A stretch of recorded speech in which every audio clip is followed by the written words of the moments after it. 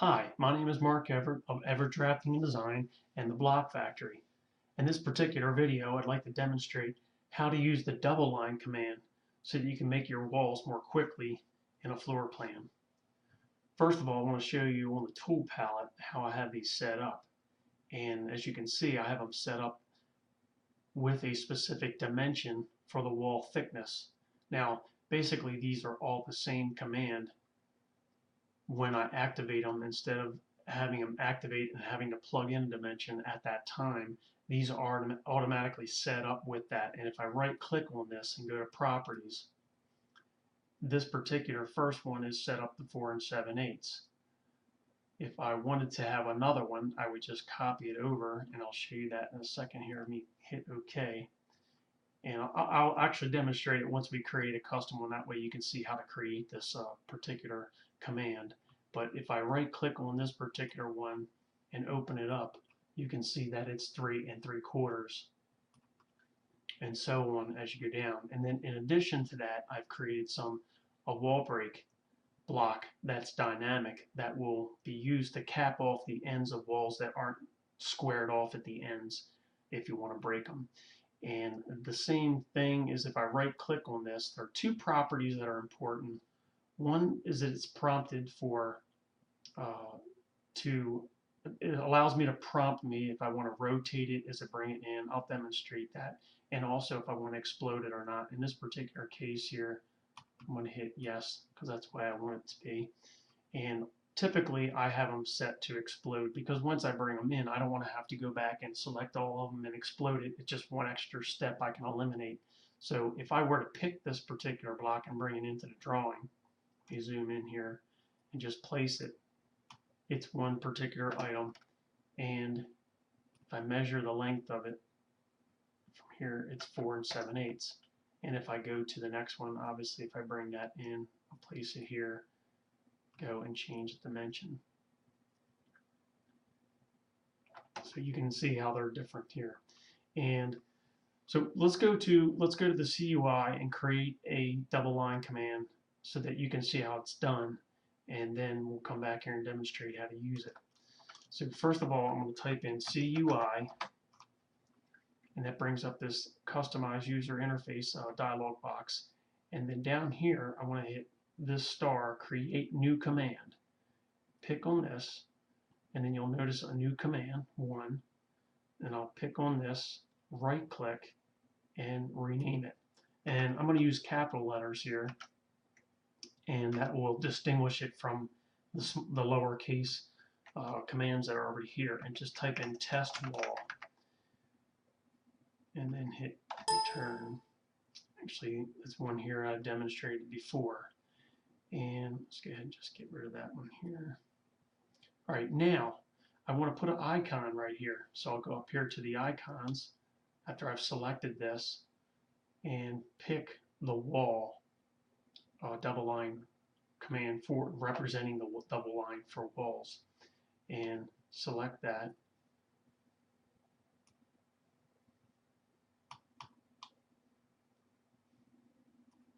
Okay, there we go. Sometimes it doesn't work the first time. All right, now when I select on that particular one, you'll see that there's no macro in here. We need to fill that in because that macro is going to activate the command on a wall line layer with the color, the line weight, and line type, and also the width that I want it to be. So I've saved these in the Block Factory, and basically I'm going to take these from the Block Factory folder. These are a bunch of different commands that I have created for various different reasons, but you can paste that in. You'll notice it says 4 7/8 here. I can pick on that 3 dots there and stretch this dialog open, and you can work with it a little bit easier in here. But just hit OK, apply. Now I want to place this particular command on my tool palette right here with the rest of these. So what I want to do is I want to go to this particular button and press down with my left button on my mouse and drag it to the tool palette. And I'll just place it here at the end. Now it just says test wall right now, but if I right click on it, I can rename it And since I know that it's 4 7/8 based on what I plugged in here, I can just type in 4.875. Now, if I want another wall, I'll just press down on my control button on my keyboard, the left button on my mouse, and drag over another one, and just change the name, rename it 3.5. Now, that alone doesn't make it a 3.5-inch width wall, so I have to right click on it, go to Properties, bring up this dialog box here, and then in here, stretch this open a little bit further, then go in and change it from 4 7/8 to 3.5.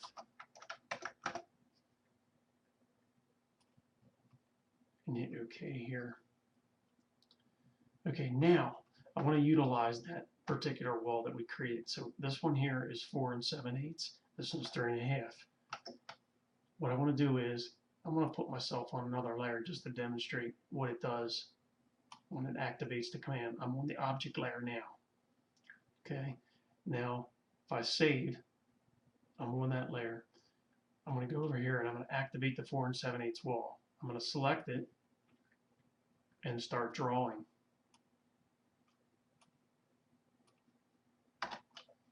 Okay, now that's a 4 7/8 wall.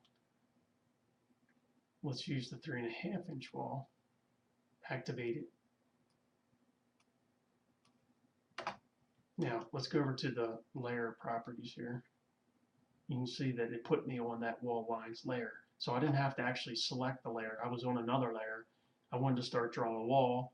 I hit the double line command. It puts me on the wall lines layer and set it to the width that I want it to, 3.5 in this case, and 4 7/8 here.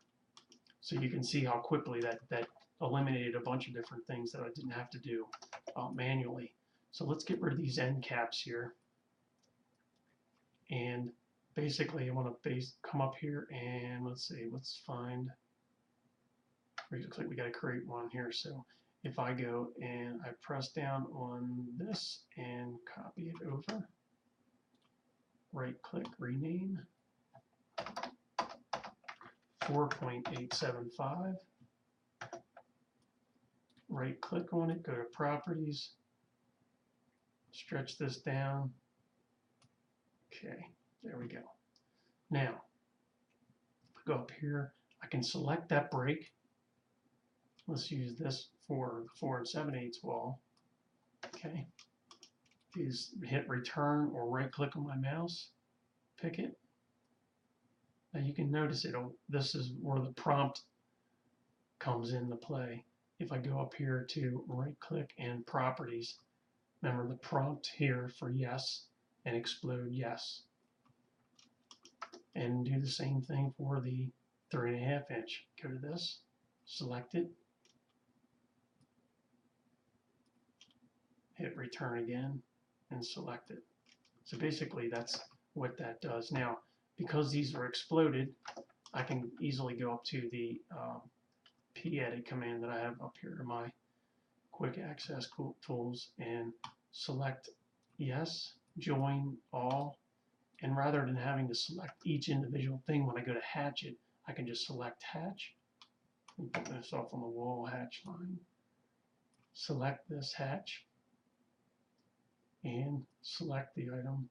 All right, now what happened here is this one here was not selected when I placed it. So if I zoom in, you see that it's not connected.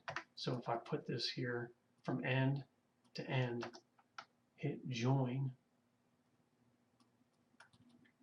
now it's all one entity. Now when I go to hatch, I select the item and it hatches everything. I don't have to select each individual line or crossing or whatever, because there might be some other items in there already that are in the way.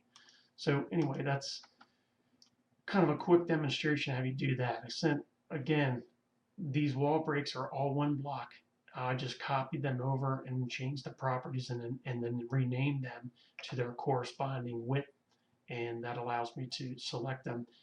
And rather than having to select the block, change the width as I'm bringing it in, it automatically does it and then it explodes it so that I can, join it to another one. If it's a block, it won't join.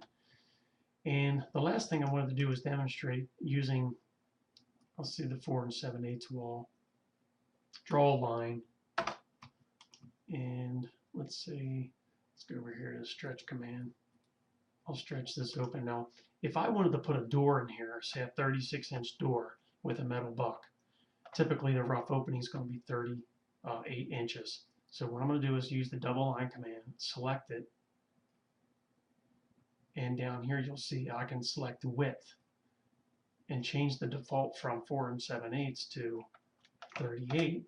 Hit enter and shift, right click on my mouse and hit, let's see here, midpoint, shift, right click, perpendicular, and select the top line, and it automatically puts an opening in here. And then what I can do is go over to my tool palette and go to millwork blocks, and basically I put a door with a metal buck in it here that has varying widths for it. These are all blocks that are part of the block factory. Now if I pick this particular door block, I can bring it in and just select that point, and there you go. It's already set to that width for it. So I hope that's helpful. That was a quick trick that I wanted to show you.